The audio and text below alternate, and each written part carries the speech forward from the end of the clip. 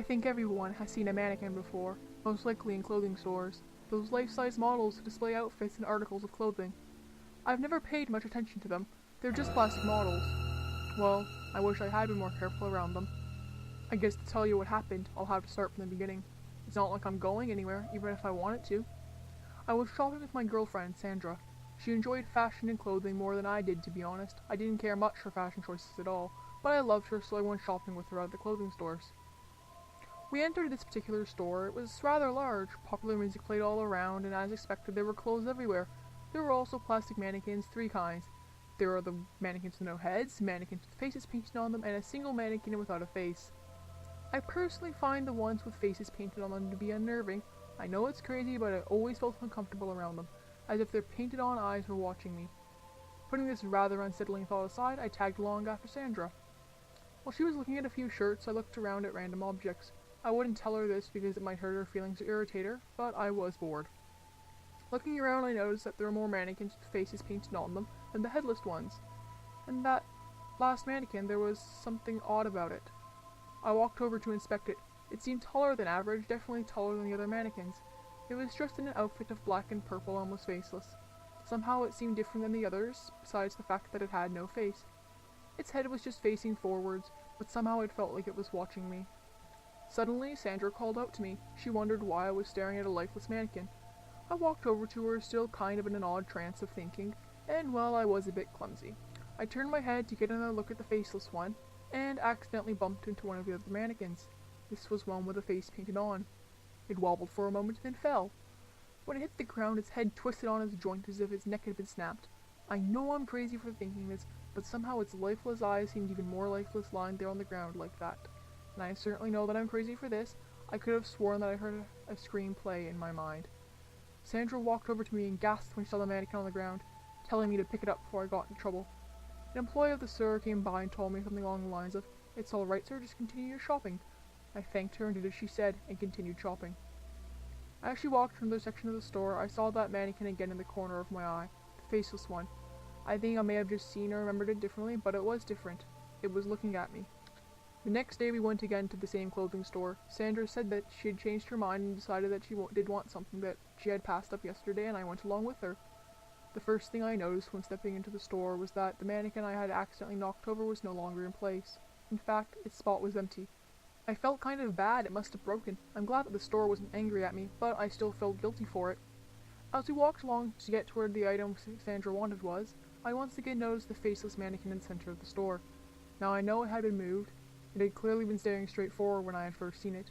Now its head was turned, and it was staring at the empty spot where the now broken mannequin used to stand.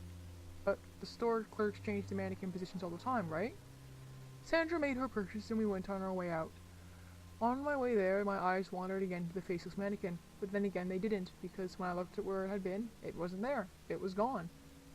I paused, but Sandra prodded me to continue, so I did. It was a little late, but I felt I needed to calm myself down. I felt on edge, so I decided to take a walk. Sandra said that she was tired, so she went home in the car and I was going to walk home. As I walked, I felt more relaxed. There was a nice breeze, birds in the sky, and not much traffic to annoy me with loud noises. It's all good until I felt an odd presence, like that weird feeling you get sometimes as if someone is watching you. I ignored the feeling at first. Most of the time it was just paranoia or wild imagination, but the feeling lingered and didn't go away. I suppose that someone must have been walking on the same sidewalk I was. Turning my head slightly, I saw that there was someone behind me. I didn't stare at them, which would have been rude, so I didn't notice any of their features. They're quite a ways behind me, so it was all right. Then I started hearing the faint sound of their footsteps. The pacing seemed to be different, but they were getting closer. Still, I paid no mind to them. Maybe they just wanted to get home before dark. Suddenly, they seemed to be right behind me. I expected them to pass me and continue on their way, but they didn't. They slowed their pace and stayed right behind me. So I turned to see if they had wanted something from me. I sometimes wonder what would have happened if I hadn't turned. Maybe this wouldn't have happened, but maybe it would have. I recognized them immediately. They seemed to be a normal person in an outfit of blacks and purples, but with one key difference. This person had no face. It was the mannequin. Now, I'm not the type who would normally scream at something like a horror movie or a screamer video, but this got me. I almost screamed, but suddenly slender tendrils shot out of the mannequin's, or whatever the hell it was, back. They seemed to coil almost like live serpents and were black with streaks of purple and white.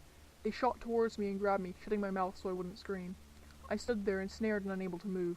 The thing, I don't even know what to call it now. bent forward a little and stared at me with his non-existent face. Suddenly, the tendrils made a twisting motion.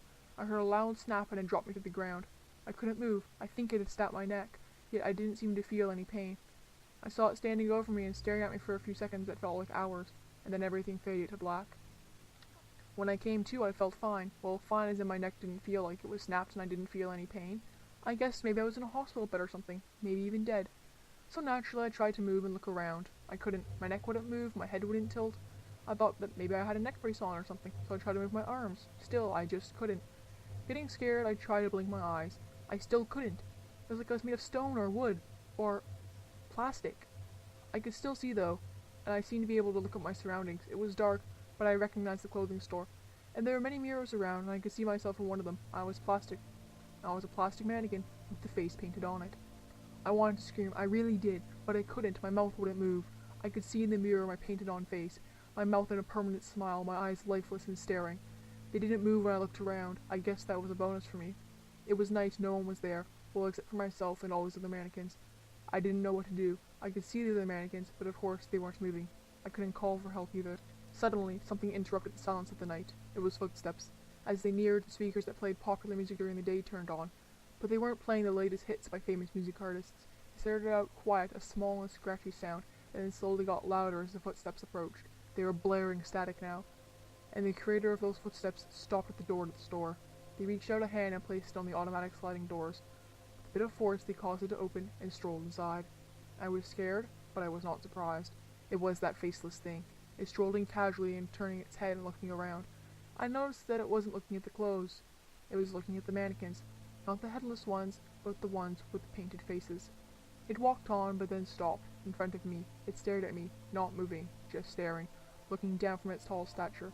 Static in the background was still blaring. I, of course, couldn't tell what it was thinking, but if it had an expression, if it had a face, I think it would have been smirking. It turned its head and continued forward. It stopped again at the center of the store, where I had first seen it standing there, thinking it was a lifeless mannequin. It stepped forward and onto the platform where it had stood, and posed like it had been when it was a mannequin. The speaker seemed to get quieter, and the static faded, leaving everything in silence. The faceless thing, now looking like a normal mannequin, was perfectly still. So now I stand here, unable to move, unable to talk, unable to do pretty much anything. But then again, I'm still alive. At least, I'm pretty sure that I am. I don't have to eat, even if I wanted to. I don't think I could. I don't have to do any of the other requirements to live that I had to do as a regular person either. All I can do is stand here. I can't remember how long I've been here. I counted the sunrises and the sunsets before, but days turn to weeks and weeks to months, and I just can't keep track anymore. Every day I watch as the store is open, and I watch people come into the shop. I saw Sandra a few times. I miss her dearly, but she's moved on. She looks very sad and depressed most of the time, and she's with another man. I wanted to call out to her, at least say goodbye, but I can't. I wish her the best of luck. I just hope she doesn't suffer the same fate that I do.